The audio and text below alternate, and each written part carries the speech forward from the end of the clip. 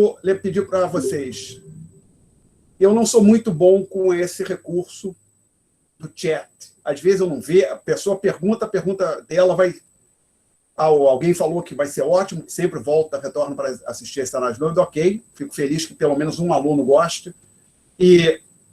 Então, às vezes, aparece mesmo que eu estou com o chat aberto, eu me empolgo, vou falando, e a pergunta fica lá no chat 5, 6 minutos. Então, se você colocar alguma coisa no chat, eu demorar a me manifestar sobre a sua pergunta, dúvida, por favor, faça oralmente, ativa o microfone e faz a pergunta. E talvez antes de falar do programa, vamos discutir mais umas coisinhas aqui. Vamos lá. Quando surgiu a pandemia, quando aconteceu a pandemia, a gente foi passar para o ensino online, eu pensei, como é que vai ser isso? Então, o que eu tentei fazer, e acho que fui relativamente bem sucedido, só que às vezes eu me perco, achei uma caneta especial, que já digo para que é, eu queria replicar nas aulas por vídeo, ao máximo, a interação, a experiência da sala de aula física que nós tínhamos antes da pandemia. Por quê? Um motivo simples, que apesar desses recursos de ensino online já estavam disponíveis há muito tempo, até hoje o ensino presencial é a principal forma de ensino no mundo inteiro. As melhores programas de mestrado, doutorado, são presenciais. As melhores cursos de graduação, você não tem ninguém dizendo, se matando de estudar para fazer doutorado online. As pessoas se matam de estudar para fazer doutorado presencial nas melhores universidades do mundo. Tá? Então, o ensino presencial ainda é dominante, acho que vai ser por muito tempo, porque minha impressão é que para a interação humana dos alunos entre eles na sala de aula, quando eles se reúnem para discutir lista de exercício, texto de leitura, a interação do aluno com o professor, é difícil de substituir. Tá? Então, eu queria fazer isso, colocar isso da maneira mais próxima possível, eu não queria, vou mudar tudo, não ia fazer isso. E surgiram, quando eu comecei a pensar, eu tenho duas limitações, eu tenho duas barreiras aqui, desculpe. A primeira, o quadro negro, e a segunda, a avaliação, que eu sempre dei prova. Na graduação, a avaliação foi prova. Para o quadro negro, eu consegui um bom substituto. Tem não sei se vocês estão vendo esse negócio aqui que chama-se mesa digitalizadora, possivelmente hoje ou na próxima vocês vão me ver escrevendo com isso. É um pouco pior do que o quadro que a gente... Inclusive é branco, como a maior parte dos quadros na UFRJ. Um pouco pior, mas substituiu relativamente bem. Então, acho que a questão do quadro foi equacionada. E da avaliação, infelizmente, não teve uma substituição tão boa quanto a do quadro. Por quê? Vou dizer o que vai acontecer já no sistema de avaliação. Vocês vão fazer prova em casa, provavelmente no local onde vocês estão no momento, mas, entre aspas, tentando simular a experiência da sala de aula. Mas, por exemplo, na descrição das regras, essa prova que vocês vão fazer, a consulta é permitida. Porque, você não pode consultar, mas eu não estou lá. Você não pode consultar as notas de aula, o livro, o caderno. Com a internet não faz sentido, que eu não tenho como verificar. Então, a consulta é permitida. O segundo problema que tem é que, por exemplo, isso é numa turma grande como essa, é um problema que, por exemplo, essa é a segunda vez que eu estou dando aula para a graduação de RI. Na verdade, eu dei aula para essa disciplina em 2019-2, eu ia dar em 2020.1, a gente teve 2 aulas, primeira semana, e aí começou a pandemia, aí eu dei aula no PLE, e aí quando chegou a hora de voltar, por questão de... Eu não ia dar aula em 2020.1, que acabou recentemente, então outra pessoa deu a Economia Internacional em 2000, no que foi chamado de 2020.1, né? Mas, por exemplo, nessa disciplina tinha 60 alunos. Chegava lá no dia da prova, aplicava a prova, terminava, os alunos iam entregando a prova, juntava tudo no envelope, trazia o envelope aqui para a minha residência, sentava nessa mesma mesa e começava a corrigir. E eu corrijo as provas por questão. Então, pilhava aqui à minha direita, pegava assim, primeira questão, olhava, dava a correção, botava na outra pilha. Primeira questão, corrigia, botava na outra pilha. Aí terminava tudo, ia corrigindo lá todas as questões, aí somava, depois corrigia todas as questões de todo mundo, somava tudo, e aí calculava a nota. Então, veja bem, eu já saía da sala de aula com uma pilha de papel, da sala onde eu tinha aplicado prova, né? Agora aqui as pessoas têm que me mandar por e-mail. E como eu me imaginava, quando eu dei aula no PRE, você recebeu as provas por e-mail, e eu não vou imprimir tudo. Então eu vou corrigir digitalmente. Eu recebo as provas por e-mail, cada aluno que manda uma prova, eu tenho que baixar a prova dele, separar num folder com o nome do aluno, que tem aluno que às vezes manda mais de um arquivo, às vezes, e correndo prova por prova.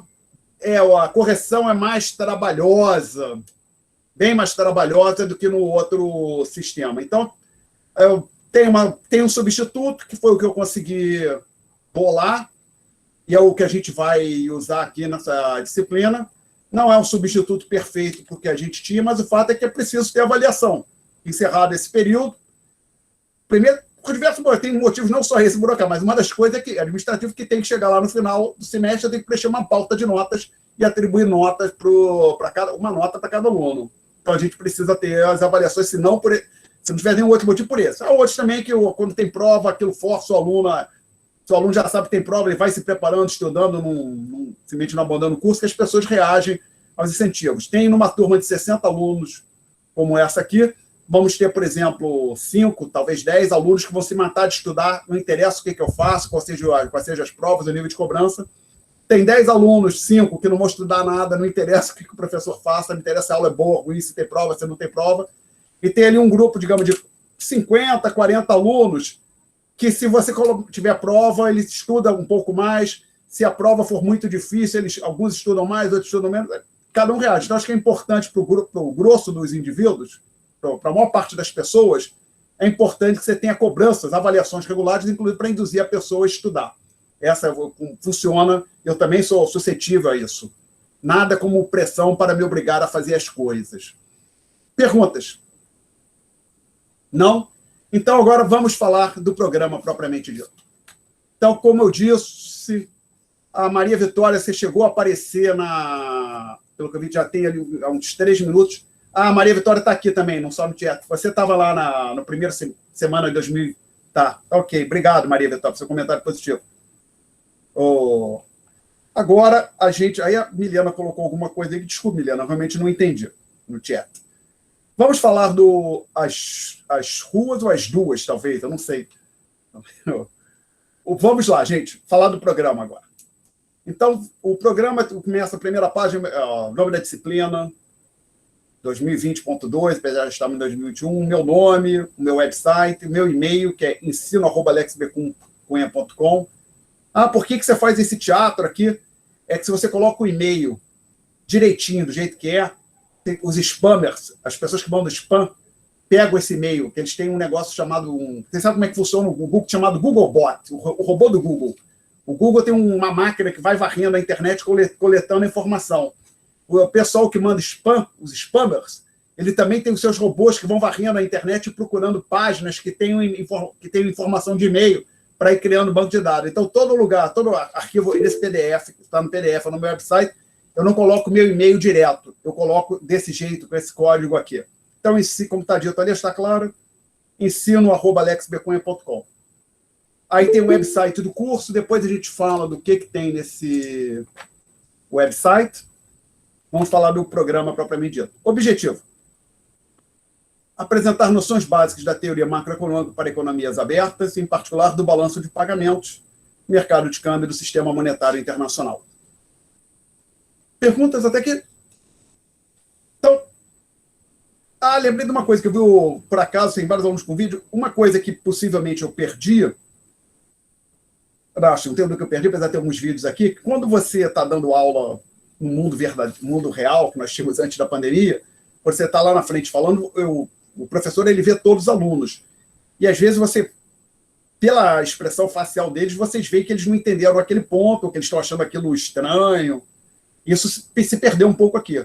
Então, acho que é importante, quando vocês não entenderem, que vocês estejam mais ativos em manifestarem as dúvidas. Porque, lembrem, eu perdi um veículo para captar o sentimento do aluno que nós teríamos no ensino presencial.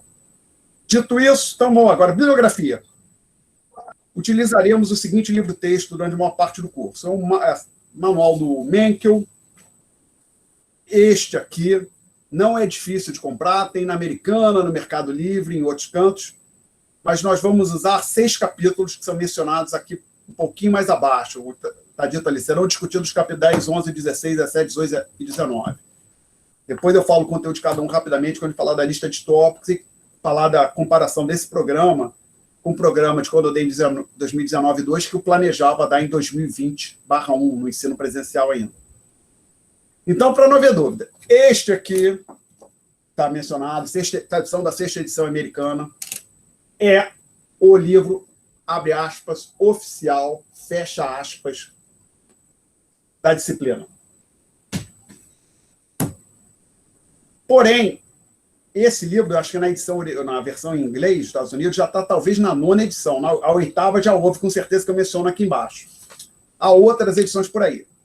Aí, então, eu digo, alternativamente, o aluno poderá utilizar esta outra versão, a 8ª edição em inglês, tá? Quem conseguir, pode usar essa. Qual a pequena desvantagem? Aí as outras vão complicar. Então, o mais simples para evitar qualquer trabalho, mas acho que a diferença que tem do aluno usar em português para esta aqui em inglês, no meu modo de ver, não tem nenhuma, mas já eu vou dizer qual o pequeno trabalho adicional que alguém que estaria com a edição em inglês teria. E outras não, por causa dos exercícios. Por quê? Objetivamente, eu tenho a diferença de uma edição para outra, de um texto como esse aqui, é desprezível. Na qualidade, não tem nada. O que acontece? O cara tinha lá uma reportagenzinha que saiu por exemplo, no Washington Post, no Financial Times. Na edição de 2015 tinha meia página reproduzindo um texto do Financial Times, de 2014. Aí na outra edição, aquela reportagem aparece, vem uma outra do Washington Post, do New York Times ou do The Economist. Diferença nenhuma. E a outra, que é ali que vem a maldade que os caras fazem. Os exercícios, eles trocam a ordem, às vezes só trocam a ordem, e quando tem número, no máximo trocam os números e nem isso. Por que eles fazem isso? Na expectativa de que o professor vai estar usando a edição mais recente, isso nos Estados Unidos, e com isso ele força os alunos que estão chegando para o primeiro semestre a comprar a última edição. Então, o fato de estarem trocando, jogando uma edição nova, força o alunado que está ingressando, na verdade, sempre comprar a última edição. Todo mundo entendeu o ponto? Alguém? Então, qual é o pequeno problema que alguém teria com a edição em inglês? Que eu já ataquei. Vou clicar no meu website, lista de exercícios. Então, aqui agora eu vou fazer algo que eu não gosto muito, mas vamos lá. Report a problem, change layout. Não é aqui que eu quero, não. Present, não. Ops. Quero apresentar toda a minha janela. Vamos ver como isso vai funcionar. O desktop 1, que eu tenho. Apareceu alguma coisa aí para você? Já vai começar a aparecer agora, eu acho. Está aparecendo? Sim. Sim. Sim. Está dando para ver bem? Tá, então vamos lá. Se você olhar, por exemplo, na lista de exercício 1, tem aqui o capítulo 10, eu digo, no capítulo 10 do Menkel, os números em negrito correspondem aos exercícios deste manual aqui, da edição que eu falei que é oficial, entre aspas, lembra? Aqueles entre colchetes em itálico são daquela edição em inglês. Ah, faz para outra. Não, desculpa, não vou fazer. Cada uma tem os livros numa ordem. E, inclusive, vocês vejam que lá embaixo tem o gabarito, um PDF com gabarito. Inclusive, eu tive o trabalho de conferir exercício por exercício, ver onde tinha diferença, eu mencionei, tá? Então, quem tiver com o exercício com a edição em inglês, vai ter um trabalhinho adicional relativamente quem está com a edição em português para casar o gabarito. E quando ele abrir o gabarito, que olha a ordem aqui, 7, 5, 6, 4 e 8. O 7 vai aparecer primeiro para o aluno. A primeira resposta que vai vir é da questão 7, depois da questão 5, mas não me parece que é nada muito complicado, né? Não é o fim, dá para fazer sem maiores problemas. Eu fiz esse fim de semana. Então, só para não haver dúvida. Questão 1 do capítulo 10 da edição em português é idêntica à questão 7 do manual em inglês. A questão 2 do manual em português é a questão 5 do da versão em inglês, que está lá no programa. Tá ok? Todo mundo, se alguém tem alguma dúvida, fica à vontade para falar. Eu tenho, eu consegui um livro que é do Mankell também, mas ele tá só macroeconomia. E aí eu tô vendo os capítulos, depois eu queria os nomes dos capítulos para ver. Não é ele, é diferente. Não vai servir, não. Obrigado, você colocou uma boa pergunta, Gabriela, mas infelizmente esse não vai servir. Um bom ponto. Eu tinha esquecido, ia esquecer de falar. O que acontece? Todo mundo entender que o tradicional, com frequência, a maior parte dos cursos, economia certamente é assim, graduação de economia, tem um curso de introdução à macroeconomia e um curso de introdução à microeconomia. Administração, aqui na UFRJ mesmo, administração, contabilidade também, introdução a macro e introdução a micro. Alguns cursos, como o RI, tem um curso de introdução à economia.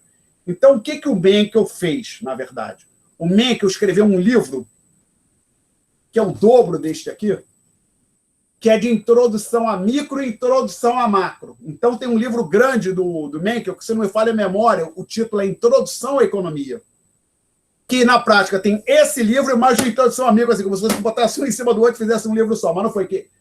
Na prática, ele fez primeiro de introdução à economia.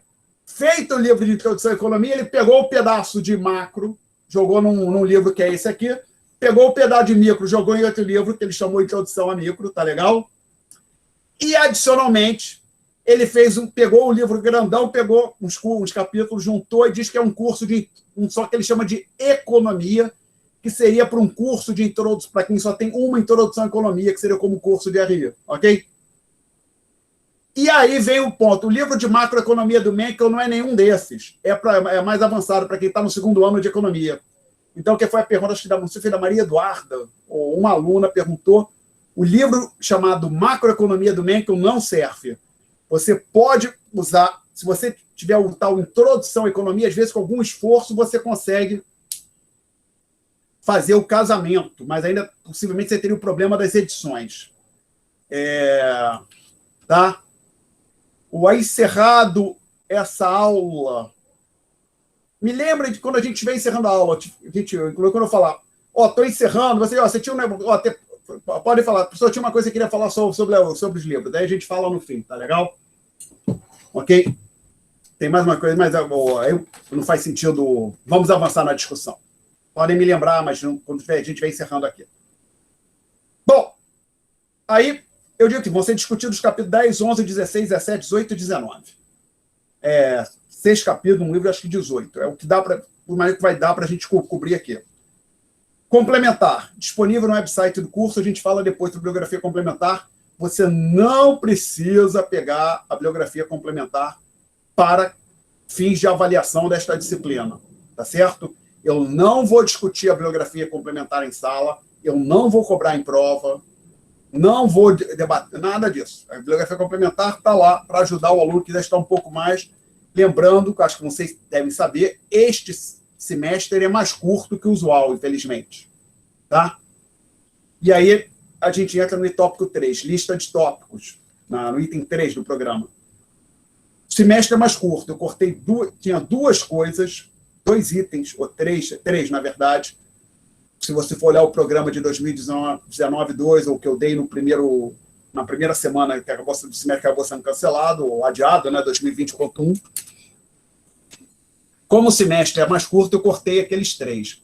Adicionalmente, ali naquele momento, também, no período quando o ensino ainda era real, não era o virtual, o ensino presencial, desculpa, o curso eu tinha uma parte que eu dizia, tem uns textos, alunos, que vocês vão ter que ler, eu não vou discutir em sala e que eu vou cobrar em prova. Não vai ter isso aqui agora. Mas por quê? 2 motivos. Primeiro, o tamanho da prova que eu vou ter que corrigir. Eu já fiquei apanhando lá no PLE e eu vou fazer uma prova igual ao do PLE.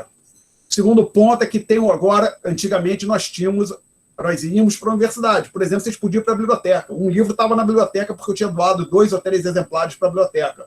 Não tem mais essa possibilidade. Tá? Então, também não faz sentido. E ali, no caso, aquela bibliografia complementar era um capítulo de cada livro. Então, não complicou. Então, eu fiz o seguinte, é um livro, também não faz sentido dizer, aluno, agora você compra 30 livros, ou sai de casa, vê se a biblioteca...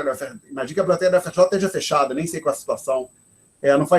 Então, o aluno se vira aí no meio da pandemia para conseguir livro, cada aluno vai ter que comprar 3 livros, 4, eu não vou fazer isso, não faz sentido também, tá? Então, a gente teve que ajustar isso. Você gostaria de fazer? Não. Eu achava melhor do jeito que era antes. Mas a gente está nessa situação, a gente vai ter que trabalhar assim, vamos fazer o melhor que a gente pode. Talvez esta solução que eu estou apresentando não seja melhor. Talvez exista uma solução melhor do que esta, mas é a melhor que me ocorreu. Ok? Dúvidas até aqui, gente? Então, a lista de tópicos é basicamente, a gente vai falar então são as contas nacionais, falar PIB, PNB, renda per capita, que isso é o capítulo 10 do Menkel. Falar de índice de preços e inflação, capítulo 11 do Menkel. Depois falar de moeda e sistema monetário, capítulo 16 do Menkel. Moeda e inflação, que é o capítulo 17 do Menkel. Introdução, balanço de pagamentos, aí já tem alguma coisa que não é do Menkel.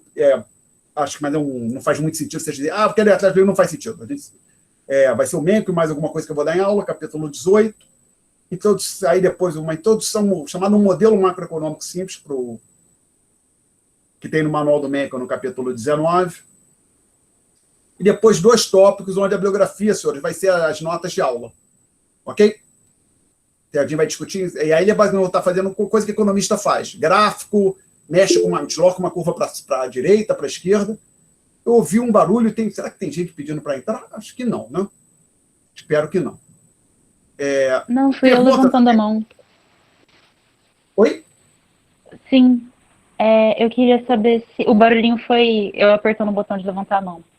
Levantar a mão. Eu queria saber se vai precisar ter conhecimento matemático. O que você precisava... Eu queria saber se vai ter que ter muito conhecimento matemático para fazer a prova. Acho que não, Maria Eduarda. Basicamente, você tem que fazer divisões no nível da lista de exercício. Eu acho que como eu já dei essa disciplina uma vez inteira, né? Não foi nada do fim do mundo. Eu espero que você, por exemplo, saiba resolver uma equação simples, consiga entender um gráfico, mas não é nada do fim do mundo. Não vou assumir que o aluno tem que saber cálculo integral diferencial. Isso eu faço na disciplina de Economia Internacional, que tem o mesmo nome. Inclusive, é aceita como equivalente, Economia Internacional da Graduação de Economia. Mas lá, para o 4º período de Economia, os caras fizeram já curso de cálculo 1, cálculo 2, sabem, derivada, integral, aí eu assumo que eles sabem. Aqui não.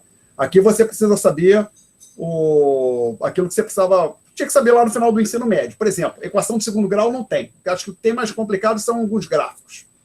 Tá? Mais perguntas, gente? Perfeito. Bom, ok. Então, falamos dos tópicos, eu menciono, depois desses tópicos, o conteúdo do estado acima é ambicioso, talvez a gente vai cobrir o que der. Eu tenho esperança que vai dar. E aí, se sobrar tempo, aí a gente vê. Lembrei de uma coisa aqui. Feriados, para a gente falar sobre isso. Tivemos essa novidade aqui, né? Agora, avaliações. É o item 4 do programa. Critério. Então, começa dizendo o que acontece no fim. No final do curso, você recebe sua nota na disciplina, que eu vou chamar aqui um número X. Vai ser um número no intervalo, vocês sabem, no intervalo 0 a 10, alguma coisa de 0 até 10, vai ser calculado com uma casa decimal. Porque, eu tirei, minha média era 7,82, eu quero 7,82. Não, você vai ficar com 7,8, porque 7,82, quando passa para uma decimal, é 7,8, e o sistema lá, o SIGA, só me obriga a lançar as notas com uma decimal. Então, como é que arredonda? Nas regras que a gente aprende quando está na escola, em particular, eu uso uma planilha de Excel que ela faz o arredondamento já para mim, mas ela faz de acordo com aquelas regras. Então, conforme descrito abaixo, ao longo do semestre vamos ter 2 provas regulares, que eu estou chamando de P1 e P2, e uma prova substitutiva, que é uma segunda chamada, é uma chance de aumentar a nota, eu vou dar mais detalhes, mas o que o aluno está obrigado a fazer é P1 e a P2. Após esses exames, o aluno receberá uma nota aqui denotada por X1, aí que vem o ponto, igual a média aritmética assim das 2 maiores notas nas 3 provas. É por isso que eu digo substitutiva. A PS, ela substitui você tem a chance de substituir a P1 ou a P2 pela PS, que eu descarto a opção básica, é isso. 3 provas, a pior nota é descartada. Então, por exemplo, a pessoa tirou 7 na P1, 10 na P2, ela pode fazer a PS? Pode. E se tirar 5? O 5 é descartado. Ela fica com 7, com 10 que ela tinha antes, tá ok? Aí eu faltei a P1. Aí você está com 0, 7, por exemplo, 7 na P2 e a nota que você vai ter na PS é descartar aquele 0 que você faltou. Depois vai falar mais sobre a segunda chamada. Mas essa é a ideia. 3 provas, descarta a pior nota. Falta, qualquer coisa desse tipo, cai, faltou a prova, você vai descartar. Encerradas essas 3 provas, depois dessas 3 provas, você recebe uma nota que eu vou chamar de X1, X minúsculo 1. Se esse X1, ou seja, a nota que você tem depois da P1, P2 e PS é maior ou igual que 6, parabéns, está aprovado. Se for menor que 3, é lamento, mas está reprovado. Né? E fica com aquela nota. Se tem uma nota maior ou igual que 3, porém menor que 6, o aluno vai precisar fazer a prova final. Ok? Então, tem P1, P2, PS e prova final. Aí, para quem foi para a final, a nota na disciplina é a média entre a nota da final, que eu chamei de X2, e a nota que tinha antes da final. Então, por exemplo, da final a pessoa tinha 4, veio fazer a prova final, tirou 6, fica com média 5. Perguntas? Até aqui? Não? Então, vamos ver. Aí para aprovação, após prova final, é média 5, né? Tá? Bom, aí eu menciono o seguinte: ressalto que se alguma das avaliações não ocorrerem em decorrência de razões alheias ao meu controle, isso aí, agora acho que é difícil, né? Esse comentário fazia mais sentido na época de presença física. Desculpe, no ensino presencial. Agora é mais difícil a avaliação não ocorrer. Então, mas o que isso quer dizer? Já que está aqui, né? Isso até, na verdade, que antes, talvez eu estou chegando a hora, próximo semestre, talvez eu corte isso. O que aconteceu? Que antigamente eu tinha um sistema de avaliação mais longo. Eu tinha 4 exames curtos, que eu chamava de teste. Avaliações de 15 minutos. E aí eu coloquei esse comentário que teve uma vez, pouco depois que eu virei professor da FRJ, eu cheguei para dar uma aula, quase no fim do semestre, um negócio de greve, a sala de aula estava trancada. E na próxima aula tinha um teste. Aí o teste funcionou normalmente, eu pensei, e se não tivesse, se tivesse me barrado a entrada na sala de aula no dia da avaliação? Como é que a gente faz? Eu já tinha dado 5, 6 avaliações, aí porque não ia dar uma avaliação no fim de semestre, ia ficar todo mundo sem nota, arrastando aquilo lá. Não. Aí ia dar avaliação, as notas seriam dadas com base nas provas que a gente teve. Agora aqui não faz muito mais sentido, e agora, como a prova vai estar na internet, eu acho que isso não faz sentido nenhum. Tá? Então, vamos lá.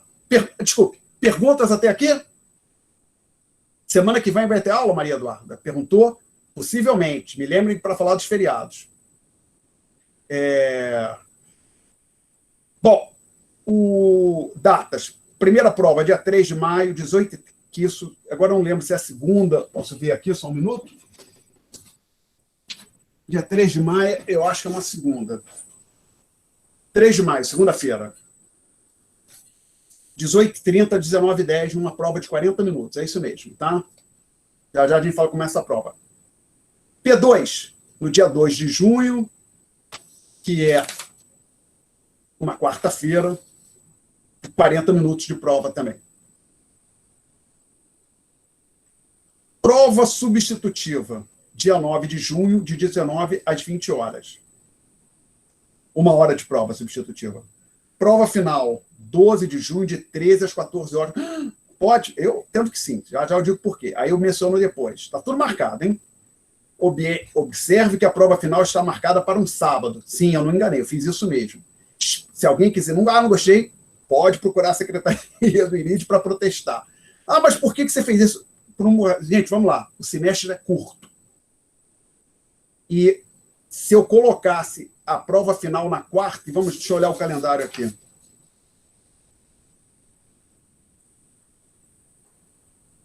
É junho, né? Eu estava olhando, junho. Dia 12 de junho é um sábado.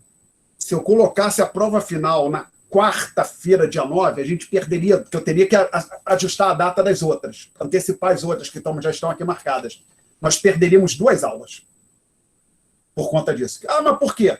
Porque o problema é assim, tem que ter um espaço mínimo entre as provas, que tem que ter um espaço entre a última avaliação antes da prova final e a prova final. Tem que ter um espaço de 72 horas entre a P2 e a PS. Por quê? Porque a PS funciona como segunda chamada para P2. E vocês, pelas regras do aluno do DRI, ele tem direito a pedir segunda chamada até 72 horas depois das provas. Então, por exemplo, se eu colocasse uma... Aí, por exemplo, no curso de economia no PLE, eu botei a prova substitutiva no sábado, que eu até preferia. Porque a prova é opcional e segunda chamada. Se era para botar uma prova no sábado, eu preferia que fosse a prova substitutiva ao invés da prova final. Mas aí acontece quando você tem várias coisas que você tem que olhar aqui no calendário, foi a maneira de aumentar o número de aulas, foi colocar a prova final no sábado, e eu não tem problema nenhum. Basicamente, a prova final vai ter que 1, 2, 3 alunos, espero, no máximo, lá fazendo. E para vocês verem, no curso do PLE de Economia, lá no PLE de Economia, tinha um aluno de 80 para a prova final, e ele nem foi lá fazer.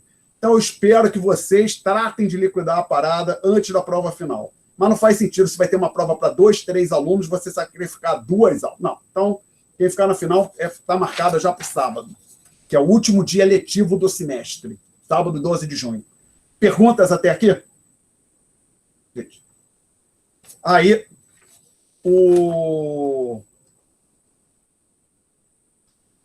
Aí eu chamo a atenção o seguinte: com exceção do horário reservado para referir da avaliação, haverá aula normalmente dia da P1. Exatamente isso. Que dia da P1 é numa segunda-feira, no horário começa no começo da aula. Aí, depois que acaba a P1, tem aula. Digamos, 5 minutos de intervalo, 19h15 tem aula. Porque não faz sentido a gente jogar 1h40. Se a prova tem 40 minutos, não é porque você não utilizar a hora para 1 hora que você tem depois, que a aula tem 1h40 para dar aula, até porque o semestre está curto. Não faz sentido, tá legal? Então, a prova é 18h30, 18h30, 19h10, 19h15 a gente começa a aula e cobre um pouco de matéria naqueles 55 minutos. Aí, depois da P2, tem aula não, que aí já acabou o curso. Não tem mais muda da matéria depois da P2, que é a última prova para quem tiver bom desempenho e não precisar fazer a segunda chamada. Tá ok? Tá claro isso para todo mundo? Aí, antes de eu falar aqui da segunda chamada, e estamos quase acabando com esse programa, graças a Deus, só dizer como é que vai ser a avaliação. Vai ser simples. P1 e P2. Depois eu mostro aqui no website. Já tem um endereço, você vai no dia, ali às 18h, vamos falar P1, pronto. A P1, às 18h30 do dia 3 de maio, num endereço que já está informado lá no website, vai ter um PDF com as questões. Tá certo? O que acontece, 18h29, eu mudo. Hoje tem um PDF dizendo, as questões vão aparecer aqui. Até posso mostrar aqui. Eu ainda tenho meu website aparecendo aí, não tem? Então, se eu puder... não, aqui é lista. Então, na parte de volto para a parte de economia internacional. Aí, se a gente vê aqui, ó, descendo, questões de prova. Ah, já está lá. Não. Olha aqui. Aí, você clica, o que tem lá? As questões serão disponibilizadas neste mesmo endereço no dia 3 de maio, 18h30. Então, quer dizer que às 18h29 eu troco o PDF. Aí, quando você chegar aqui, vai ter essas instruções, essas regras na frente, que a gente vê depois, e uma segunda página com as questões. E como que são essas questões? Ou como é essa prova? Vou dizer, P1. Haverá 2 questões. Olha que coisa complicada, hein? Tenho até vergonha de dizer isso. E o aluno vai escolher uma delas para responder. O aluno... A prova tem 2 questões e uma para o aluno responder. Mas eu me curti. Eu falei, teve um problema. No PLE, eu recebo os e-mails, tem que separar tudo, juntar. Então, eu levei no PLE, em cada prova 3 horas e meia, 4, só separando, baixando o conteúdo de e-mail e separando. Eu gastei mais tempo recebendo os e-mails separando do que corrigindo as provas propriamente dito, gente. Então, quanto mais questão tiver, mais complicado fica esse trabalho. Por quê, Alexandre? Quando só tem uma questão, a maior parte dos alunos mandam só uma folhinha de resposta. Tá? Então, não dá para ser mais longo que isso. Então, é isso. E a vantagem para o aluno é que ficou mais fácil. As pessoas foram muito bem lá no PLE. Então, é um bom momento para quem... Opa, alguém levantou a mão? Professora, eu não entendi uma parte. Vai ser uma questão por prova só? Não. Para resolver? Não. Cada prova tem 2 questões. Você só tem que responder uma. Você escolhe qual você quer responder. Ok, Gabriel? Perfeito. Tá? É isso. Aí a Maria Eduarda tem uma pergunta sobre as provas também. Desculpe, Maria Eduarda. Acho que vou ter dificuldade acho que eu com frequência vou te chamar ainda de Maria Eduarda, desculpe, tá? Eu vi o nome escrito ali, que fica em negrito o nome. Acontece o seguinte, as provas são síncronas ou assíncronas? São síncronas. Você tem que ir lá naquele horário marcado, 18h30, tá ali, baixar o PDF, tá certo? Ou olhar, ler na tela, e lá nas instruções, que eu já tirei, diz que você tem até as 19h40, desculpa, 19h10, olha, prova no programa, 18h30, 19h10. Diz que você tem até 19h10 para me mandar um e-mail com a sua resposta, né? Que é uma questão só, que eu já estou avisando agora. Ok? Tá claro? Todo mundo... Posso... Ou já que estão falando da prova, está sendo uma boa. Vamos olhar aqui as instruções. Vou voltar aqui. Questões, por exemplo, T1. Aí a gente encerra a discussão sobre as provas. Então, começa aqui. As questões, eu acho que dá para aumentar aqui um pouco. Vocês estão conseguindo ler bem? Sim. Então, tá. As questões serão disponibilizadas neste mesmo endereço no dia 3 de maio. Basicamente, que eu vou atualizar o PDF. Então, as regras são simples. O aluno pode consultar o material didático de disciplina, nota de aula, listas, etc. Não faz sentido eu proibir, não tem como controlar, inclusive. Agora, o que eu digo dizer, não pode consultar nenhuma pessoa, especialmente os colegas de turma. E é absolutamente proibido compartilhar a resposta. Sobre hipótese nenhuma, você pode passar a sua resposta para o colega por e-mail, WhatsApp, ou Facebook, de algo seja, ou consultar as respostas de outro aluno. Aí, como é que você vai controlar? Se na hora da correção eu perceber isso, zero. Tá? Não faz. Então, assim, não faça isso. Aí eu vou passar uma informação importante aqui também para os senhores. Gente, tendo em vista o que vai ser o curso, o que serão as listas de exercício, o que vai ter na prova, eu não sei por que você acha, alguém pode achar que vai ser melhor consultar um colega ao invés de consultar as notas de aula ou as listas de exercício, tá certo? Ou o livro-texto. Não vai fazer sentido. Minha opinião, tá? Eu não consigo, assim, a verdade é a seguinte, qual é a vantagem? Não vai ter vantagem na cola, não é possível. Assim, o material vai ser coisa que você discutiu, que está numa lista, ou que a gente fez em sala, e você vai poder consultar o material. Não faça isso. Porque aí, se for chegar eu não vou elaborar sobre isso, mas como eu já vi, claramente, quando uma pessoa copiou de outra, às vezes, passa recibo mesmo. Então, não brinca com isso. Não faz, por favor. A única coisa que está sendo pedida é não compartilhe resposta com os colegas. Todo o resto você necessariamente... Ou também não pedir para... Se tem um irmão mais velho, ou pai, mãe que estudou economia, por favor, não consulte pessoa. Faça sozinho, tá? Mas você pode acessar material de internet, outras coisas. Perguntas até aqui. Não, 2. Respostas escritas à mão. Não aceito digitado no Word. Minha caligrafia não é boa. Escrita à mão como se fosse na sala de aula.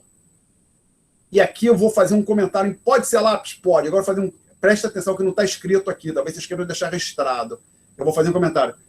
Uma disciplina que eu estou lecionando agora na pós-graduação, eu preparava as notas de aula à mão, escaneava e mandava para os alunos.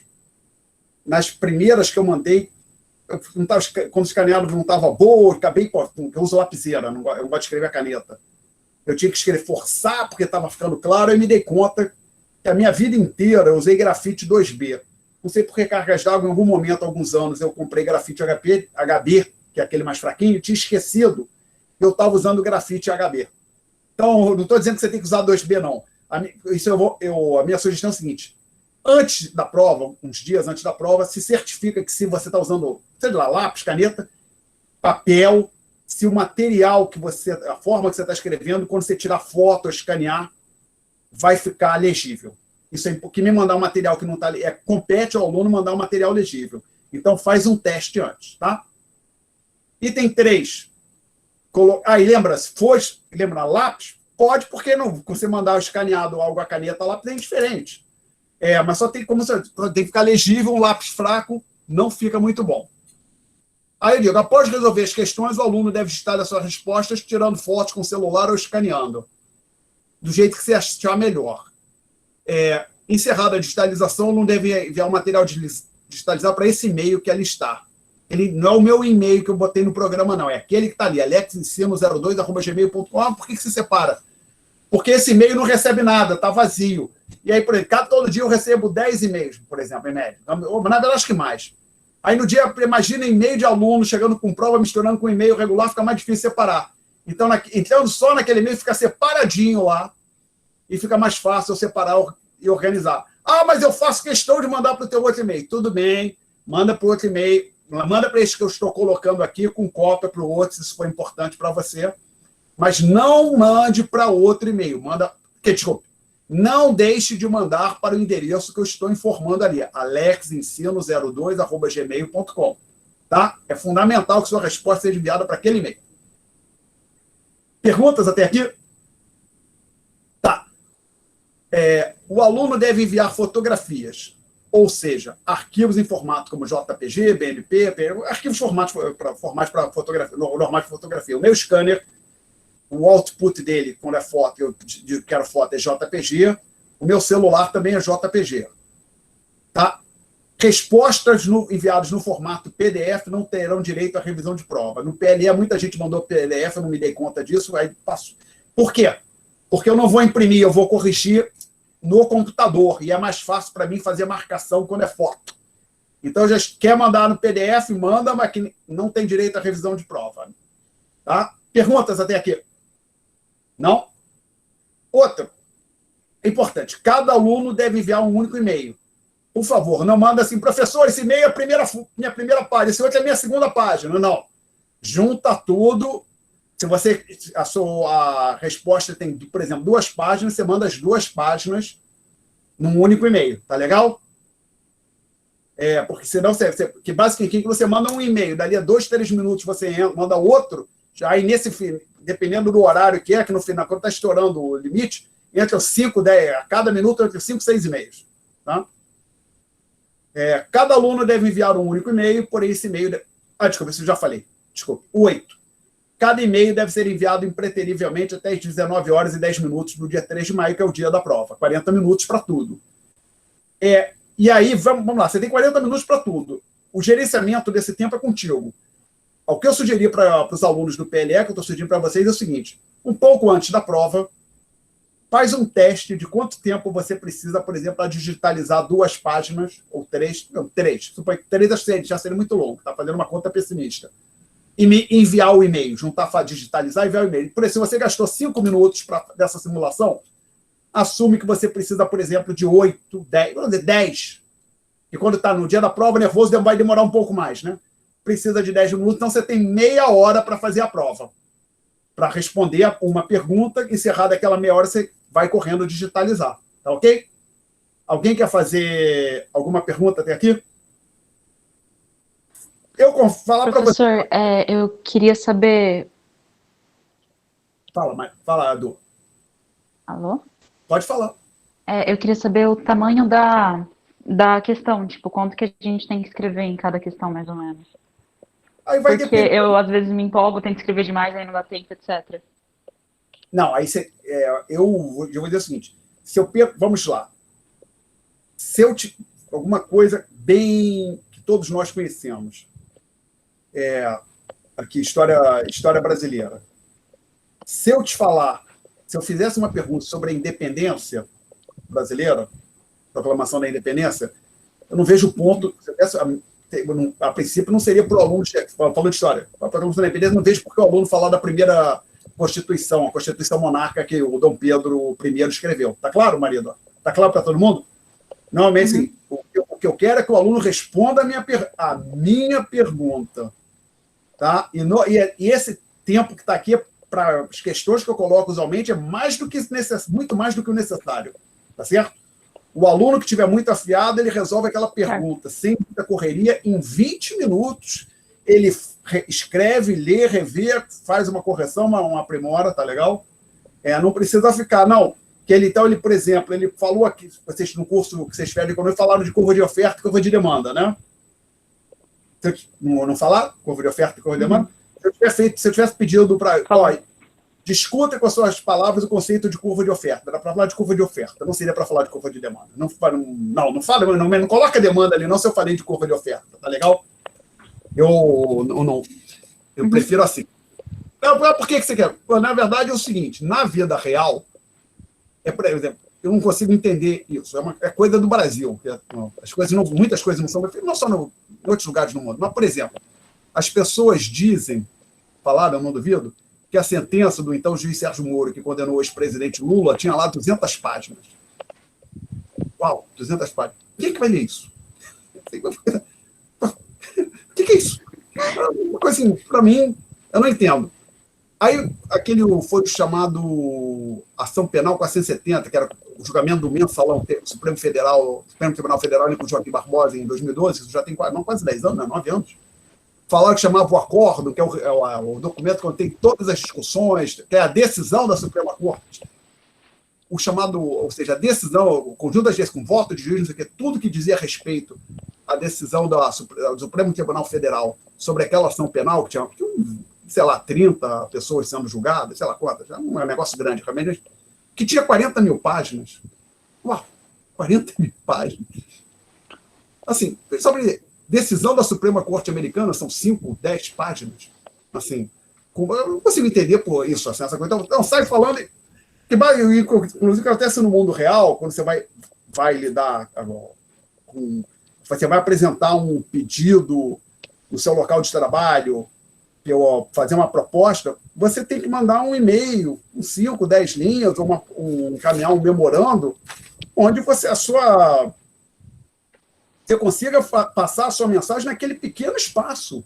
Você tem que se virar para convencer, às vezes, as pessoas que você tem uma boa ideia em 5, 10 linhas. Então, eu acho que a gente tem que se acostumar a ser econômico, realmente. Não estou dizendo que é ruim escrever, não, é bom escrever. Mas o problema é que, no mundo real, as pessoas, você apresenta um documento de 50 páginas para abordar o que poderia ser discutido em 2, 3 páginas, você está perdendo. Tá? Eu já acho que o meu programa da disciplina, por exemplo, é muito longo. Gostaria que fosse mais curto, mas não consigo fazer mais curto. Tá? Espero ter deixado... A gente vai discutir mais, falar mais sobre isso ao longo do curso, mas, no geral, eu gosto que as pessoas que os alunos sejam bem objetivos. Mais perguntas, gente? Não? Então, aí acho que então, o que eu tinha falar sobre a prova sobre o sistema de prova é isso. O que eu não contei Perdão, falei da P1 e P2. Tanto P1 como P2 tem 2 perguntas, o aluno escolhe uma.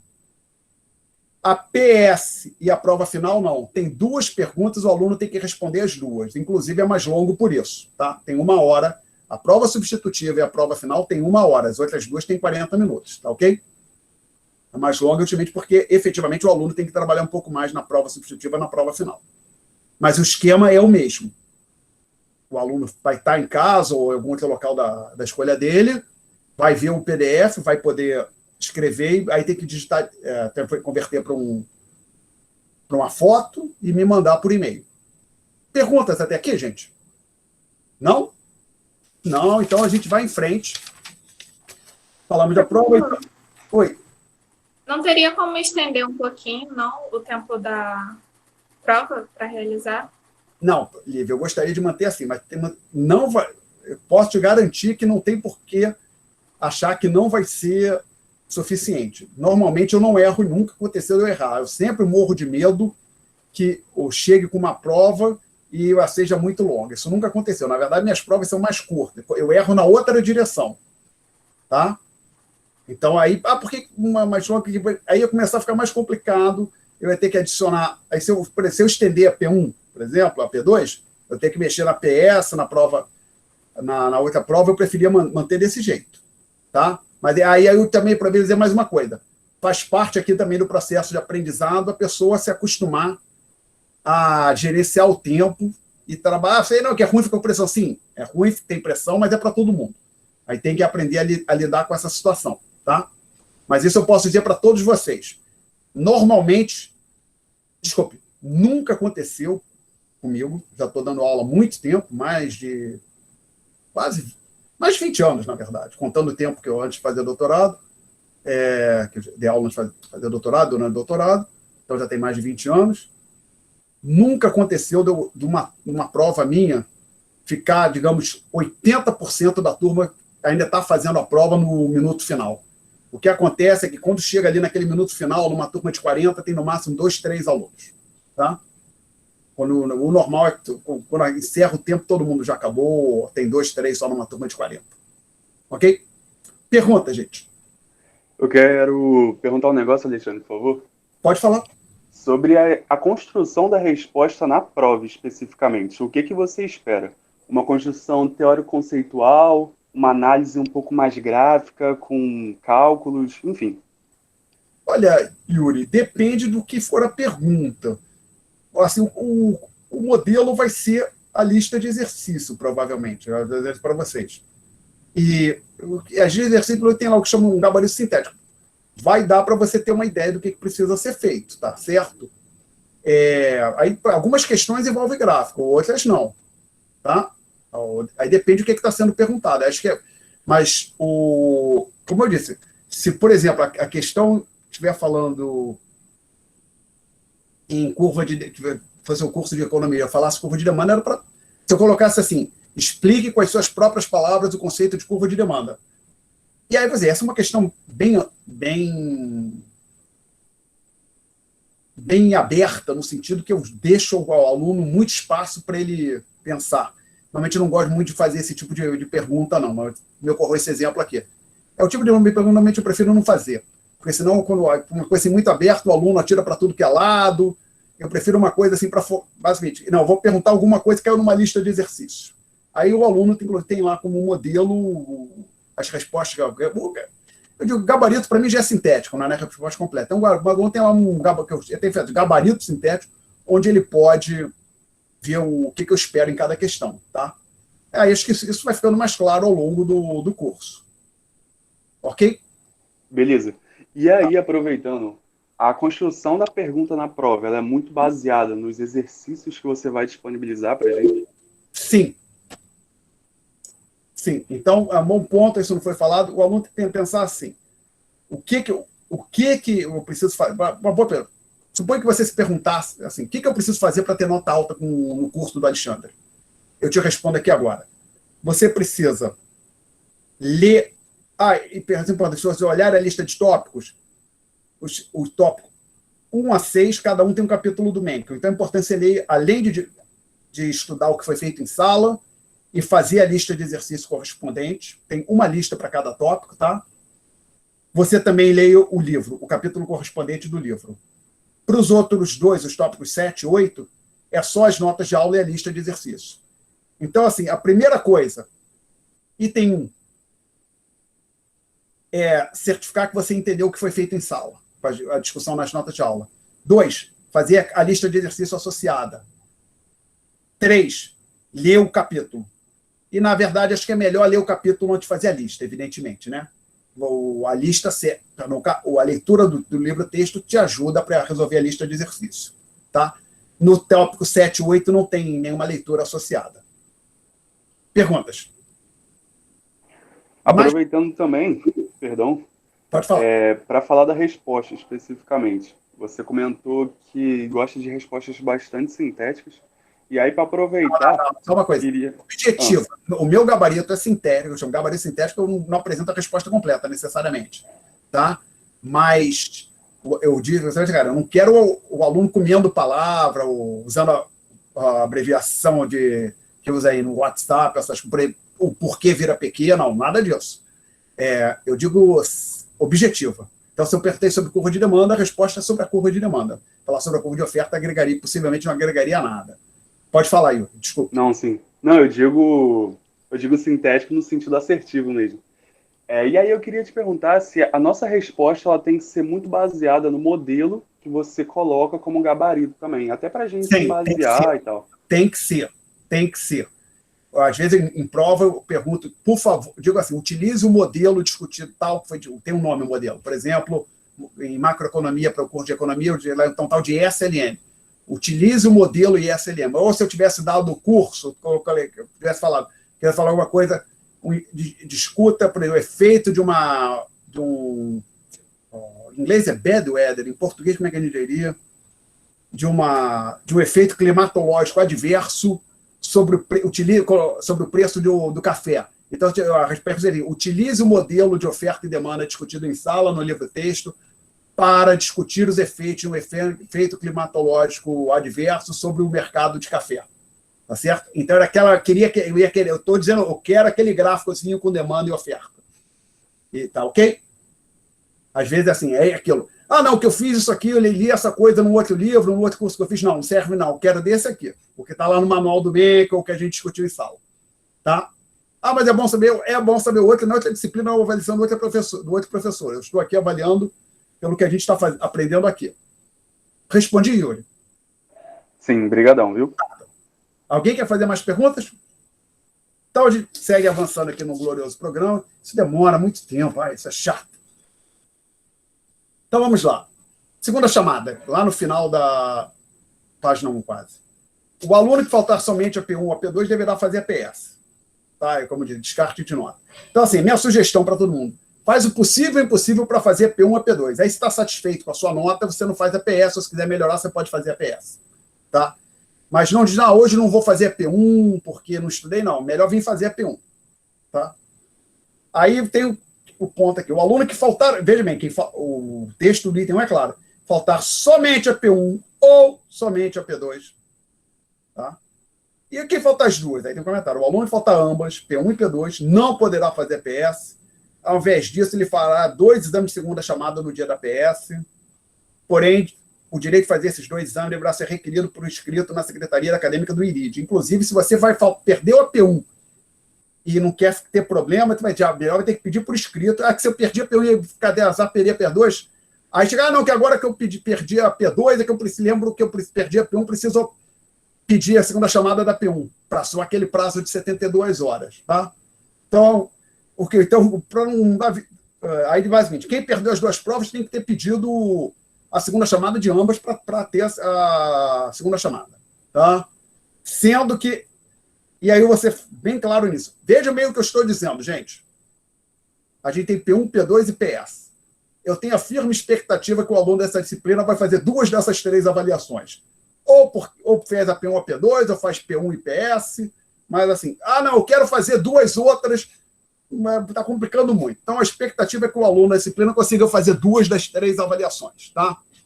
E sendo que isso eu vou contar para vocês, quando eu dei a primeira avaliação no PLE, eu estava super nervoso.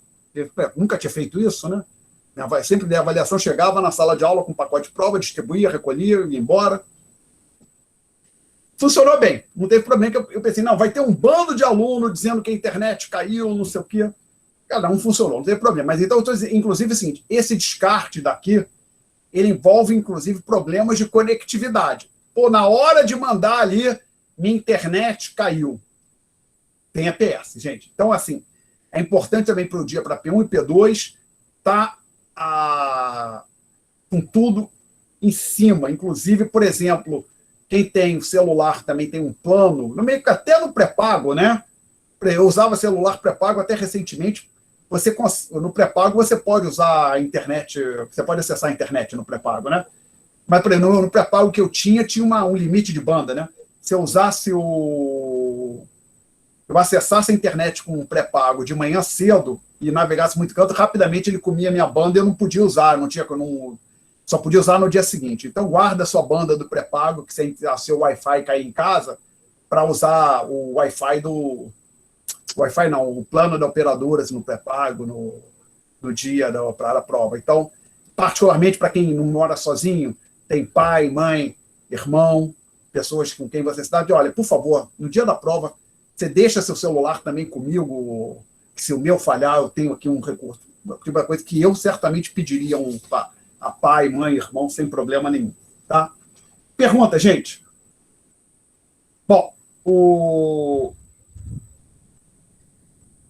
como item 3, não tem segunda chamada para PF, até porque ela é no último dia do semestre letivo, não pode ter nada, não, a metade do semestre encerra no dia 12 de junho. Aí virando para outro tópico, outra página. Outras informações. Essas outras informações são referentes às avaliações, mais abaixo tem outras informações sobre o curso. Então, outras avaliações sobre prova. PS e prova final cobrirão toda a matéria do curso. P1 e P2 é matéria parcial, né? P1 que a gente cobriu até mais ou menos a metade do curso, a primeira metade, P2 mais ou menos a segunda metade. Aí, item 2. É permitido ao aluno que tiver feito a P1 e P2 fazer a PS para tentar aumentar sua nota. Então, você fez a P1, tirou 8. Fez a P2, tirou 10. Posso fazer a PS para tentar aumentar a minha média? Pode. Aí, mas se eu tirar 3 na PS. Não tem problema. Você fica com 8, com 10 que você tinha antes, você continua com a sua média 9. Tá? O descarte não tem como o aluno que fez P1 e P2 reduzir a média dele ao fazer a PS. O pior que pode acontecer para este aluno é manter a mesma nota. Tá? Aí eu coloco, sendo que tal procedimento é fortemente recomendado para aquele aluno que tiver aumentado, não tiver atingido a média 6. O que eu estou dizendo? Só para não haver dúvida. Você não quer fazer a prova final. Você quer ser aprovado no máximo até P. Na verdade, você quer fazer P1, P2, está aprovado, e se quiser tentar melhorar a nota, fazer a prova substitutiva. Você quer se livrar de mim antes da prova final. Eu sei disso. O aluno da disciplina quer se livrar do Alexandre antes da prova final. E, atenção, falando claro, o grau de dificuldade vai subindo à medida que depois da P2. Por exemplo, P1 e P2, você escolhe uma de 2 questões. PS já tem 2 questões ali, você não vai escolher não, vai ter que fazer as 2. Prova final também. A prova final é mais difícil que a prova substitutiva já. Tá? Então, por que esse ponto aqui? Então, se você fez a P1, tirou 4. Fez a P2, tirou 5. Então, não tem média para passar direto.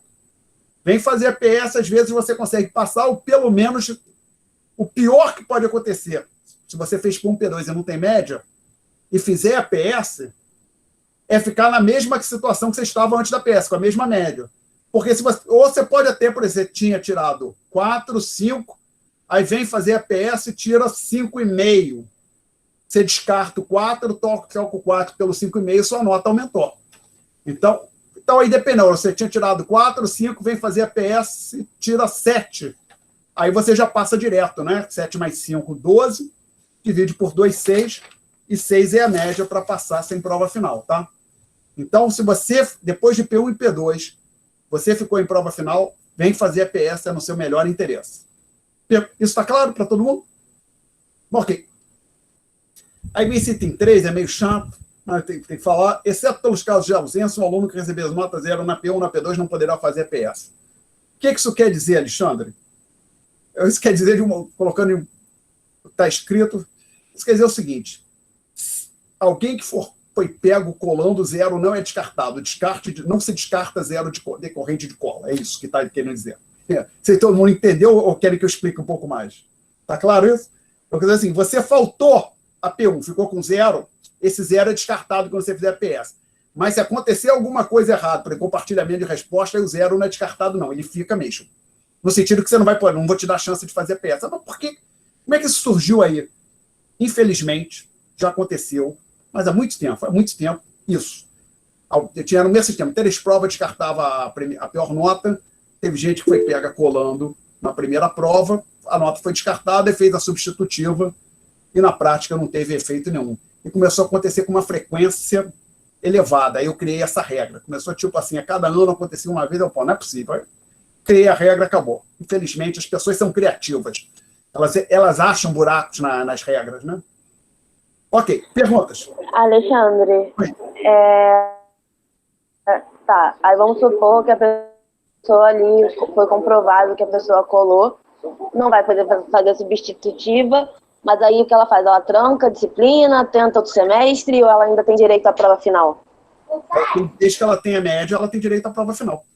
Tá? Aí a regra de trancamento é aquela que a universidade coloca. Tá? Eu não sei exatamente qual é. No PLE podia trancar até o dia da prova final, eu acho, nem sei. Eu percebi que tinha um aluno que tinha que fazer prova final, ele não veio fazer, depois quando eu fui lançar a nota, descobri que ele trancou antes da prova final. Porque antes da prova final ele ainda estava escrito. Tá? Uhum. Outra coisa, com relação a essa questão, que eu já teve uma vez também, mais de uma vez, mas pode, se eu for mal na prova, fiquei nervoso, não consegui fazer nada. Bom, aqui você teria a opção de não mandar o e-mail, né? Mas depois que você manda o e-mail, mas está tudo errado, não tem problema, eu te dou 0,1. Pronto. Ok? 0,1, essa regra não pega. Todo mundo entendeu esse ponto? Fazia mais sentido na prova presencial. Tá? 4, isso é desrespeito à divulgação das notas. Basicamente, a regra assim, em termos de corrigir, boto tudo numa planilha de Excel, aí apago, depois faço uma cópia, na cópia eu apago o nome do aluno e divulgo pelo DRE. coloco gero um PDF a partir da minha planilha de Excel, coloco no website da disciplina e aviso as pessoas, olha, a nota está lá no site, tá? No caso com da questão da PF, eu vou enviar uma mensagem através do SIGA dizendo que as notas estão disponíveis. Na PF, porque no PF são 2, 3 alunos, não faz sentido mandar mensagem para 60 alunos por conta de 2, 3, tá? Perguntas? Mas, por exemplo, P1, eu termino de corrigir, coloco a nota no website e mando aviso pelo SIGA, olha, nota está no site. Aí tem prazo de 24 horas após a divulgação do resultado para manifestar qualquer dúvida sobre a correção da sua prova. Aí, quando eu estiver divulgando a nota, eu dou mais informações sobre esse ponto. Mas a ideia também, você tem um período aí para pedir revista e revisão de prova, tá ok? Isso funciona assim, normalmente eu divulgo as notas e aviso as pessoas, no caso o ensino online, né? Foi no caso do PLE. Divulguei as notas, falei, olha, quem quiser ver a prova, me avisa que eu mando a prova corrigida, e depois eu mandava a prova, no momento que eu mandava a prova corrigida para a pessoa, falava, a partir daqui você tem 24 horas para pedir revisão, tá ok? Perguntas? Não? Então,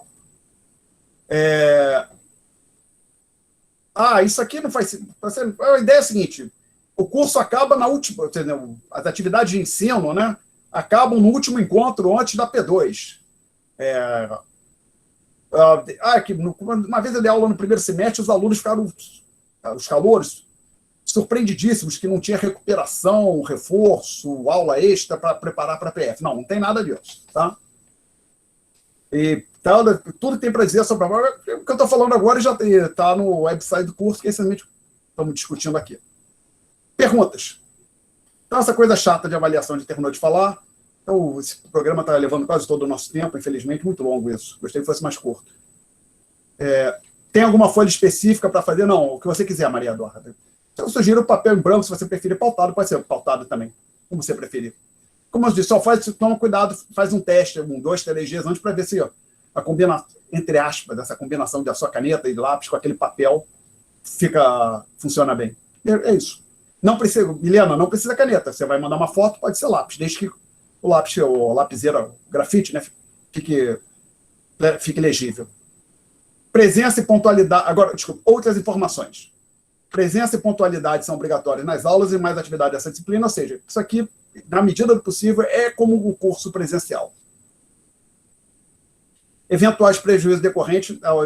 Isso aí quer dizer que às vezes tem gente que falta, professor, faltei aula, me dá uma aula de substituição. Não existe nada disso.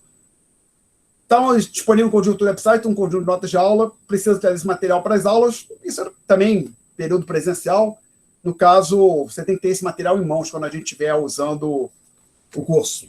Estiver aqui discutindo as aulas. Inclusive, descobri o seguinte, que é o formato PDF. Não, Bárbara, não, você não precisa imprimir, você pode deixar guardado contigo, Bárbara. Você vai me mandar só por e-mail, tá? Você só tem que... Não. Oi? A minha dúvida foi referente se eu preciso imprimir a prova, tirar foto e te mandar, ou se eu posso só escrever as respostas. Basta mandar as respostas. Você não tem que imprimir as perguntas e me mandar junto pergunta e resposta. Não precisa não, tá? Só a sua resposta. Obrigado. Obrigada. Inclusive, tem um recurso, se vocês tiverem dificuldade, podem me perguntar, ou se me lembra, assim que a gente terminar a discussão do programa, que já está longa demais, mais do que eu gostaria, que você consegue, tem um site que você converte, se eu acho ele aqui rapidamente, Bookmarks, PDF Tools, I Love PDF, acho que é aqui.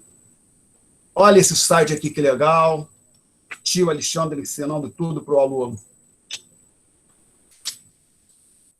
Vocês estão vendo isso aí, né? Esse negócio. Você passa de Word para PDF, desde que o PDF não seja de fotografia, né? Fotografia de uma página de livro, ele não. Mas se for você gerou um PDF a partir do documento Word, muitas vezes esse site consegue reverter. O que pode ser útil para os senhores é esse aqui, ó, PDF do JPG. As notas de aula eu dei todas no formato PDF. Talvez vocês queiram converter para JPG, para vocês poderem anotar sem ter que imprimir aí, tá certo? Depois vocês podem dar uma olhada nisso. Pode ser um recurso útil. Vocês conheciam isso? É bem Sim, útil.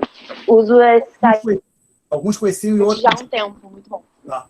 Pode ser útil isso, tá? Partindo para as notas de aula, que aí você não precisa imprimir as notas de aula. Aí, se quiser, você imprime. Se você achar que não tem necessidade, você pode ter as notas de aula, que na época do ensino presencial, muitos alunos levavam as notas de aula impressas e faziam anotações ali, né? Complementavam. Bom, outro ponto aqui. As listas de exercícios não vão valer pontos, eu não vou estar recolhendo para corrigir, vocês não vão ter que me enviar, mas são essenciais para o entendimento da matéria e para o seu desempenho na prova. Então, vocês devem resolver de forma gradual. Então, à medida que eu estou discutindo o tópico 1, desculpa, claramente, eu encerrei o tópico 1, você já deveria começar a resolver a lista 1. E se eu demorar muito, 3 aulas para resolver o tópico, concluir o tópico 1, talvez depois da segunda aula você já queira ir lá dar uma olhada na lista, ver se tem algum exercício que a gente já cobriu a matéria correspondente e resolver. Começar a resolver. O aluno deve visitar o website do curso, se familiarizar com o seu conteúdo. E promovedor, desculpa, eu não vou chegar e falar, agora você resolve a lista. Não. Cada um vai estar acompanhando e tem condição de olhar se já está na hora de fazer ou não. Claramente, encerrou o tópico, a lista já pode ser feita, possivelmente parte dela já pode ser feita antes. O aluno deve visitar o website do curso, familiarizar com o seu uns 15 minutos, a gente vai fazer isso aqui rapidinho.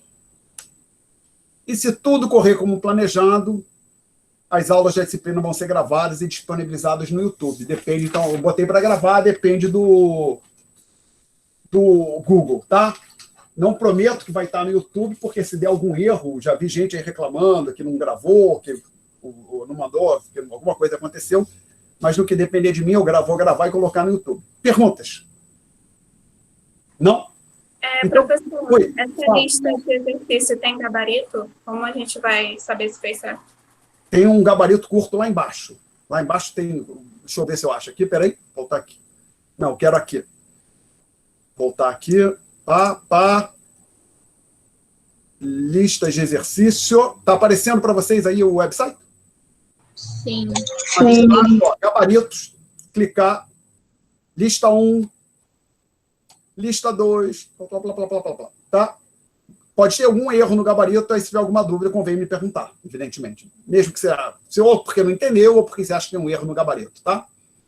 Mas por que tem erro no gabarito? Porque eu erro. Tá? Não sou perfeito. Fui eu mesmo que preparei, tá? Não foi a editora do livro, nem nada. Perguntas. Bom, então, o website da disciplina, aproveitar esses 12 minutos finais. Importante, porque às vezes você pode, por exemplo, vir aqui na página de entrada do meu website, maneira simples de chegar, ao invés de alexbecunha.com, clica em ensino, aí clica em atenção, isso já deu problema uma vez, na primeira vez que deu o curso. Tem essa cadeira aqui, Economia Internacional da Graduação de Economia. Não é esta, tem o mesmo nome, mas é outro conteúdo, inclusive para outro semestre. O programa é lá, no caso aqui é do PLE, tá? Eu vou lá que tem um material que vai me salvar a minha vida nessa disciplina. Custo a crer que vai ser o caso. Tem uma parte do conteúdo que é igual, mas, no geral, é algo bem diferente do que aconteceu, do que vai acontecer aqui, tá? Então, você clica, aqui, graduação em Relações Internacionais, Economia Internacional. Aí você clica, o que tem aqui? Semestre, inclusive, tá aqui de novo, graduação em Relações, é aqui que você quer vir. Semestre, professor, se quiser mandar um e-mail, usa isso aqui, ou um formulário de contato, o programa que a gente já discutiu. Bibliografia, o que tem aqui? Na bibliografia, tem a mesma informação que tem no programa, os 2 livros de texto, a versão em inglês também, tá?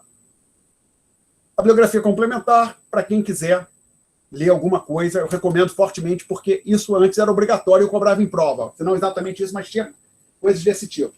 Em particular, desde que eu acho que está aqui, só um minuto, esse aqui. Este livro aqui, eu acho que é excelente para pessoas como os senhores, com a formação que os senhores têm com esse interesse. International Financial Management tem muitas edições. A última que eu tenho, esse aqui é a 8ª edição, então esses capítulos são o da edição que eu tenho em mãos, que eu estou indicando aqui. Talvez já exista a 9ª edição. Você conseguir esse livro e ler aqueles capítulos que eu indiquei, vai ser muito bom. Então, se você tem interesse em funcionamento do sistema financeiro internacional, história do sistema financeiro internacional, crise de 2008, crise mexicana em 1994, como é que funcionam os bancos internacionais, este é um excelente livro. Da minha parte, eu teria adotado este livro como livro-texto para esta disciplina, mas quando como é em inglês, na época eu consultei alguns caras falando, às vezes tem uma parcela considerável dos alunos que ainda não lê inglês fluentemente, então eu adotei o livro em português, tá? Perguntas. E outro que não está aqui, outro livro que eu não coloquei no doutorado complementar, o próprio Manual do Mencken, que a gente só vai cobrir 6 capítulos, é uma excelente leitura. Se você gostou, estudando a disciplina, você gostou desses 6 capítulos aqui do Mencken, vale a pena você ler os outros, tá? Sendo que os alunos em 2019-2 leram isto aqui, e alguns capítulos desse aqui, eles falaram que aqui era bem melhor, tá? Que esse aqui é um livro didático, para o aluno mesmo. Esse aqui não é um livro didático, é um pouco mais difícil. Esse, algum aluno, na primeira semana do semestre, acabou sendo cancelado, não, adiado, falou que tinha gostado muito disso aqui, gostado muito desse aqui também, tá? E aqui, esse aqui pode ser interessante também, mas eu sou fã deste aqui, tá? E do Manual do Mencken. Então, perguntas? Não? Então, bibliografia falamos. Aí então, aulas. Se você clicar em aulas, basicamente é o link aqui para o link do Google Meet e canal do professor no YouTube. E, importante, isso aqui é tudo Economia Internacional do PLE. Os vídeos dos senhores vão começar a aparecer possivelmente hoje. Não é logo em tempo real, logo após a aula, não. Demora 2, 3, 4 horas, tá ok? Demora um tempo para isso aparecer, mas normalmente aparece no mesmo dia ou no dia seguinte de manhã. Ok, canal do professor no YouTube, então tem os vídeos lá, com sorte os nossos vão aparecer aqui. Essa matematiqueira que está aqui não deve aparecer para os senhores, ó, essa aqui agora cobriu o meu rosto, tá? Mas esse gráfico aqui possivelmente vai aparecer para os senhores, tá? Ou seja, o curso dos senhores vai ser menos matemático do que o dos alunos de economia. Perguntas? Não? Aí, notas de aula, tem um PDF para cada tópico. Eu vou assumir já que na próxima aula os senhores estão com isso aqui em mãos, ou aberto, ou imprimiu, ou converteu para JPG, se você quis. Então, eu vou assumir que todo mundo... Então, o que é importante? Eu não vou copiar isso aqui para o quadro. Eu não vou... e o quadro, o que é esse quadro? Então, dá rapidamente vocês verem que eu tenho um quadro. Acho que os outros professores têm quadro. Alguém tem? Alguém tem quadro, professor? Algum? Vocês tiveram aula com quadro? Não. Não? Então, ó, esse aqui, ó, vamos ver o que acontece aqui. X mais Y igual a 5. Ó, eu consegui, então, um negócio que substitui o quadro. A minha letra é um pouco melhor no quadro verdadeiro, mas acho que dá para a gente se virar com isso aqui, tá? Ok? Então, é que eu estou dizendo isso por quê? Eu não vou copiar, ficar escrevendo no quadro isso que está aqui, você tem no PDF, tem um PDF nas notas de aula, tá? Vou assumir que vocês estão com esse PDF em mãos. Ok? Perguntas? Não? Então, lista de exercícios. Então, para cada tópico do programa tem uma lista, no caso, para aqueles que são a bibliografia do capítulo do Mencken, questões do Mencken, às vezes alguma questão adicional que eu coloco. Toda a lista tem, exceto a 3, que ficaram só as do Mencken, tá? A lista 7, tópicos 7 e 8, que não são do Mencken, é uma lista só que eu coloco aqui. É isso aqui, tá? Lista 7, lista 8. Ok? E como eu falei, já foi perguntado, tem um gabarito aqui embaixo. Perguntas? Links diversos. Para quem quiser, eu quero procurar dados do Banco Mundial, outros, pode navegar aqui. Talvez você queira dar uma olhada, mas não, se usar em sala vai ser muito rápido, mas só fica para quem tem curiosidade. Questões... não, desculpa. Avaliações... já botei aqui. O que eu acredito que vai ser a matéria da P1, por isso está aqui preliminar. O que eu acredito que será a matéria da P2, isso vai ser ajustado. Isso vai ser definitivo só quando, na última aula antes da prova, a gente vai ter certeza disso, tá? Se a gente tiver coberto o tópico 5, cai o 5. Se a gente não tiver completado o 4, para no 3, tá? A PS é definitiva, mas em termos das outras. PS, o que for matéria da P1 e P2 é a da PS, prova da PF, final também. Perguntas? Questões. A gente já viu aqui, acho que é importante. Isso aqui, ó, você pode, inclusive, marcar, como eu estou fazendo aqui, ó, tudo que está aqui, copiar e colar para uma página no Word. Por que isso é importante? No arquivo no Word, o bookmark, ter tudo isso salvo no seu disco rígido, no seu celular. Por que isso é importante? Suponha que no dia da prova o meu website caia. Tem um problema no meu website. Ah, não tem prova? Não. Tem aqui um endereço alternativo. Deixa eu só botar aqui com outro navegador. Copy link location. Botar aqui. Vou botar no private. Que é basicamente, eu tenho um tal de Dropbox que me permite tornar alguns folders públicos. Então, você também tem se você, no dia da prova, o meu website estiver fora do ar, por uma infelicidade, você pode pegar a prova aqui neste endereço alternativo. É o mesmo conteúdo. Olha aqui, clicou nesse P1 aqui, vai abrir a mesma coisa. Ó, e tem aqui para baixar aqui, ó, em cima à direita. Ó, tá? Mas é importante que você salve tudo, ou pelo menos o endereço alternativo. Porque se você não salvar nada, meu website está fora do ar, você não consegue chegar aqui para ver qual é o endereço alternativo. Tá? Alguém quer fazer alguma pergunta sobre isso? Então, deixa o endereço o URL, que chama, né, o web address das provas salvo bonitinho. Como eu disse, você pode marcar, acho que todo mundo já sabe isso, né? Pode pegar isso aqui, dar um Ctrl+C, Ctrl+V numa página, um arquivo de Word e deixar salvo lá. Aí, questões, resultados. Quando tiver a correção, aqui vai ter um link, no momento não tem, que você vai clicar no link e vai abrir um PDF da planilha com as notas. Como eu disse, não vai ter nome de aluno, só vai ter o DRE. Depois que eu corrigir as provas, eu coloco as questões e o gabarito aqui. Vai ter um link para P1 e mais à frente um link para P2. Por enquanto não tem. Tá? Perguntas. E a última coisa que tem aqui no website, um arquivo zip, que basicamente não precisa baixar PDF por PDF. Clica aqui, posso fazer agora, ó, save file, está salvando. Aí eu abro aqui. Aí, se você clicar... mas eu tenho que vir para cá, completo. Abre ali, ó. Tem exames, P2, nota, ou seja, todos os PDFs que estão disponíveis no website estão disponíveis nesse arquivo zip. No começo do semestre, que, por exemplo... Depois da P1 vai ter um PDFinho aqui. Eu não vou atualizar o zip, não. Então, os PDFs incrementais, se você quiser salvar, você baixa ao longo do semestre. Os novos PDFs. Mas das listas de exercício, das notas de aula, estão todos ali. E o programa também está ali, né, nesse arquivo zip. Ok? E também tem o PDF das provas, né? Só que não tem as questões ainda, evidentemente. Perguntas? Não? Tem certeza? Nós temos 2 minutos ainda, onde vocês podem tirar dúvida e fazer perguntas. Professor, Fala, Marcelo. só para confirmar, o livro que o senhor falou de Introdução à Economia do Menkyo, ele também pode ser usado nessa aula, certo? É porque eu estou achando que o preço vai valer mais a pena. E aí eu queria saber se pode ser usado, se vai dar no mesmo. Não posso te garantir, pelo seguinte motivo. Desculpe, pelo conteúdo de cada capítulo, Vitória, é a mesma coisa. Pode ter uma pequena diferença na lista.